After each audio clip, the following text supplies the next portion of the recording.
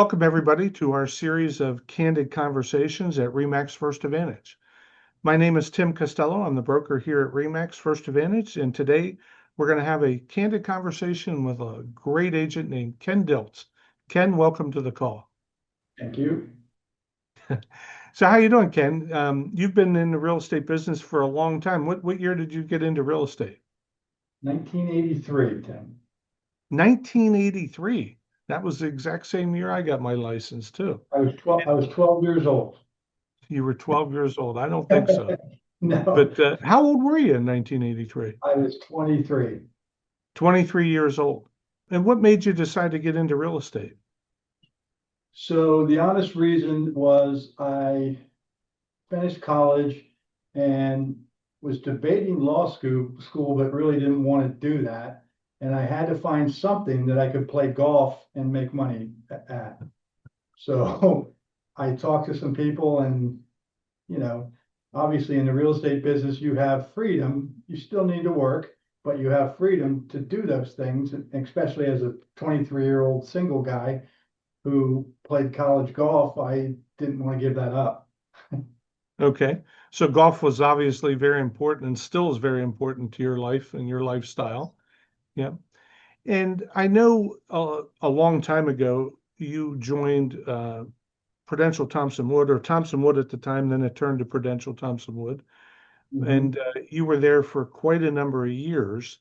How did you happen to determine to pick that company to start your real So estate? when I was up in the Williamsport area, Vi Thompson's older son, Mike Thompson, was a guidance counselor up in Hughesville, Pennsylvania. And Vi used to come up and visit her grandkids. And we were both runners at the time, imagine that. But, and he would have these parties after this running race, and Vi and Dave, her husband, would always come up. And she basically recruited me to come down here because she knew I had my real estate license. And so I started with Vi in January of '85 and was there we closed in 2017. So a long time. And as part of your sales experience there at Prudential Thompson Wood, you actually became a manager and part owner of that company for a period of time. Ken, how did that experience help you in your sales business that you have today, having that experience being a manager? I think that just managing people, training agents. Obviously, I got a lot of experience with the contracts, and I work with Steve Thompson, God rest his soul, who passed away 4 years ago. And we moved over here, and we decided, we were competing against all these bigger companies, and just decided in 2017 to sell it, and we came over here because of your father. Your father called both of us, even Steve Thompson, who was the broker's son. He would call him every month, call him when he had a sale, and if you ever want to come over. So we were talking about where to go. And we called you and met with you, and it's been a great transition. Yep, I'm glad you did. And we loved Steve Thompson. He had a lot of knowledge in this industry, and in my opinion, was an icon in our industry for this area. And I'm glad you and him came over along with others from your office. So Ken, in real estate, is there a particular area you like to work at in real estate? Like, do you focus on a certain county or area or I mean, demographic? I live in Cumberland County. That's where I do most of my business, but I certainly I have a listing right now over in Hershey. I'm listing one up in Halifax in a couple of weeks. So within an hour drive, let's say. I'm listing one down in Hanover, which is in York County or Adams County, I think, at the end of this month. So, because of technology, 30 years ago, it was tough to have knowledge about the areas that were outside of your purview, because you just didn't have the information. Now we can see the insides of those comparables and be able to price properties, even if it's out of your quote unquote custom zone. Mm-hmm. Okay. So Cumberland is your primary focus, but you do travel like an Yeah, hour in Dauphin every County, direction, wherever you or, need to go to get some business. right? And I know you get a lot of business working with your buddies through playing golf. How does that work for you? So it's actually, it's amazing. So I've been playing with two different groups, but mostly at Armitage Golf Course in Camp Hill for 25 years, the same core of 25, 30 guys. And so you get to know them. One of them does business with you. They have a good experience. And then like a lot of them are my age or just a little bit younger whose parents are going into homes and they're having to sell their homes. Um, so I think this year I did $3 million worth of real estate from golfing buddies, referred either referring or they actually bought themselves. So it's been a very good source and Right. go. Doing a good job for your past clients has made it very easy for you to duplicate your business year after year with this source of referrals that you're Correct. getting from not just the people that you play golf with, but people that they know that refer you Right. um, because of the job that you've done in the past. And I know you do a great job for your customers because we've always had great reviews and people have always had great things to say about you. I know you're married to Kathy. How long have you been married? 2000, so 24 years. Okay, so good. So you've been married to Kathy for 24 years. And tell me how important that is to have your wife, your family on board with you as part of your real estate career. Well, she's finally realized that golf is good for me to spend the time. But I try not to play golf on the days she's off. She's an ICU nurse who works very hard comparatively. Not that we don't work hard, but we don't have the stress that they have. Um, I have a son by my first marriage. She has a daughter from her first marriage who, my son just turned 40. That's another source of business for me. When I was going through my divorce in 1996, my son was 10. And you knew Fred Briggs, the manager at Thompson Wood. Yep. He called me in his office and he said, Ken, you really shouldn't coach Little League Baseball this year. You should work because you're going through a divorce, you need the money. And I said, no, I'm doing it because I get to spend more time with my son. Hmm. And so I did. And for the last, well, that's 25 years ago. For the last 25 years, whenever I sell one of those kids that I coach baseball, I send him a settlement sheet. He's now retired in Florida. I've sold probably 15 to 20 homes from those 12-year-olds back in 1996. So it was worth it. Yeah. Yeah, it's important to have your time with your family and to have the support of your family when you're in this business because most people like don't understand until they're married to a realtor that, unfortunately, sometimes it requires weekends, Yeah, sometimes it requires nights, and having that supportive spouse or that supportive family with their understanding that, when you got to go to service the client. And obviously, it's worked well for you because you've been in it for over 25 years with Kathy, and it's worked well. yeah, no, it is. So I know giving back to the community is important to a lot of agents and to you.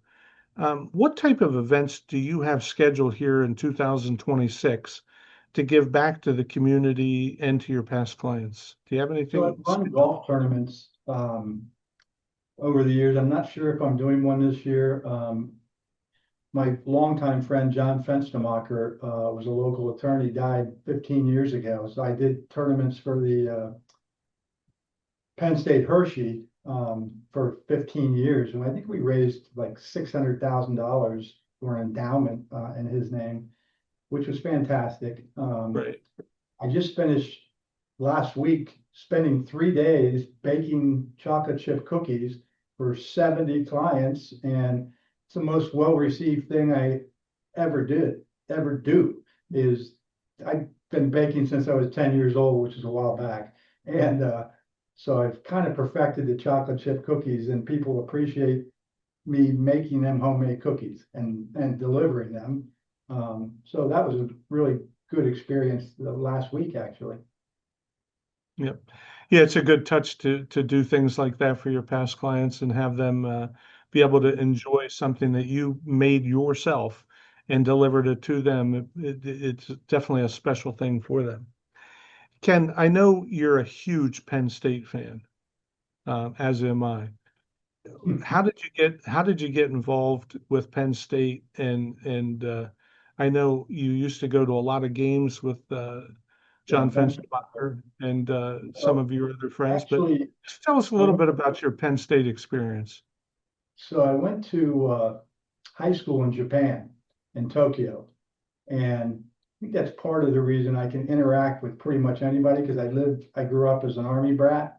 And so you deal with every type of person and you're moving a lot. So you're adjusting to different things like that. But there was, I think it was Greg Buttle. Greg Buttle, did he play for Penn State? Do you remember?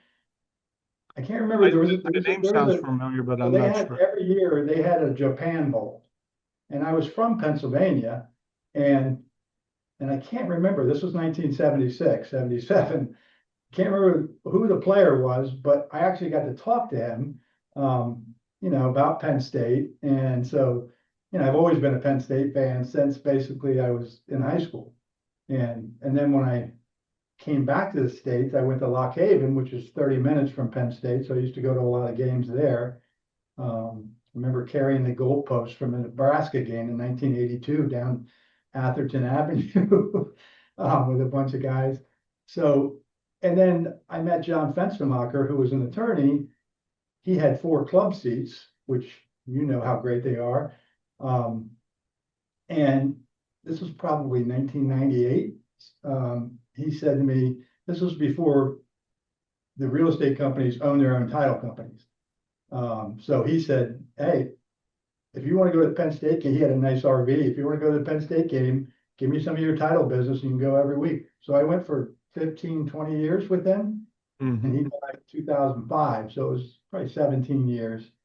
Um, and his wife, he made his wife renew those tickets for 10 more years so I could continue to go.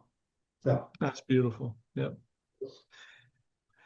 So Ken, what does the future look like for you in real estate? How many more years do you plan on staying in so this business? funny you should say that, because people ask me, when are you going to retire? I have 2 brokers in my life.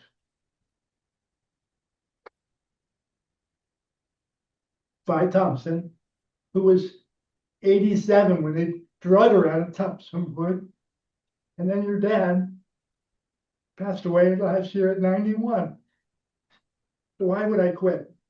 I just love it. As long as I can walk up and down steps, the knowledge doesn't go away.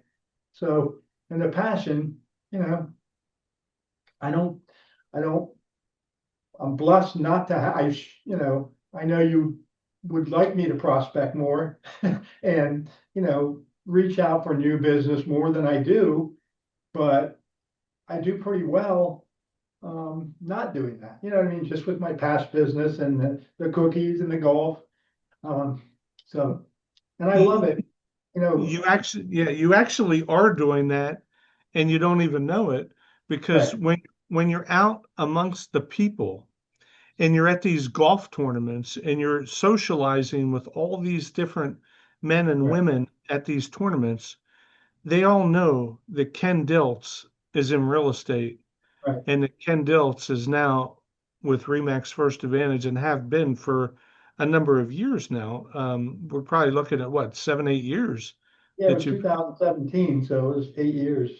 yeah, 8 years that you've been with us. Talked So earlier about yeah, like a lot of people, a lot of agents have teams now where they have multiple, a leader of the team and then multiple agents underneath them. I've always been one that doesn't want to do that. I want to be the person. If I list your house or if I work with you as a buyer, you're talking to me, not some 25-year-old assistant. Nothing wrong with a 25-year-old assistant, but I worked 42 years to get to where I'm at in negotiating, dealing with problems. If you have a problem, it's to me, the agent's problem to solve, not somebody who is brand new in the business and doesn't even know your client very well. So they don't know how they think. I mean, I deal with a lot of clients that I've dealt with 2, 3, maybe even 4 times over the last 40 years. So in my opinion, they don't want to talk to anybody other than me. Let's put it that way. Right. Yep. And it's important because, being an individual agent versus a team definitely gives that experience to the seller more one-on-one. And I know that that's something that's important to you and to your clients. Last thing I want to do before we stop here with this candid conversation is I want you to give me a "we are" to like you're at a Penn State game, nice and loud. Give me a "we are." We are. First Advantage. Thanks, Ken, for joining our call. We'll see you soon. Thank you, Tim.